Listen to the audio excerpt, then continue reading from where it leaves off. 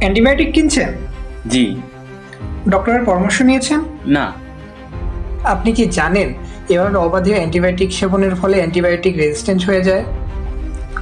ফলে বিশেষজ্ঞদের ধারণা মতে 2050 সালের মধ্যে বছরে 10 মিলিয়ন মানুষ মারা যাবে। তখন পরিস্থিতি চিকিৎসকদের হাতের নাগালের বাইরে চলে যাবে। অ্যান্টিবায়োটিক রেজিস্ট্যান্স কি? অবাধে চিকিৎসকের পরামর্শ ছাড়া অ্যান্টিবায়োটিক ব্যবহারের ফলে ব্যাকটেরিয়া তার ধরন পরিবর্তন করছে, ফলে পূর্বে ব্যবহৃত অ্যান্টিবায়োটিক নতুন ব্যাকটেরিয়া ধ্বংস করতে অকার্যকর হয়ে পড়ছে। এটি অ্যান্টিবায়োটিক রেজিস্ট্যান্স।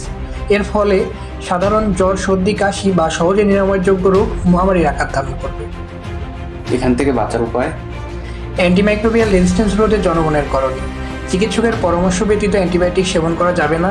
অ্যান্টিবায়োটিকের কোর্স সম্পূর্ণ করতে হবে। প্রেসক্রিপশন ছাড়া অ্যান্টিবায়োটিক ক্রয় বিক্রয় বন্ধ করতে হবে। এগ্রো ফার্মে অবাধে অ্যান্টিবায়োটিকের ব্যবহার বন্ধ করতে হবে।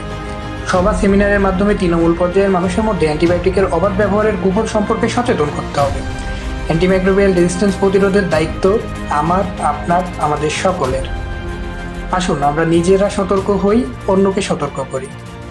অ্যান্টিমাইক্রোবিয়াল রেজিস্ট্যান্স মুক্ত পৃথিবী করি।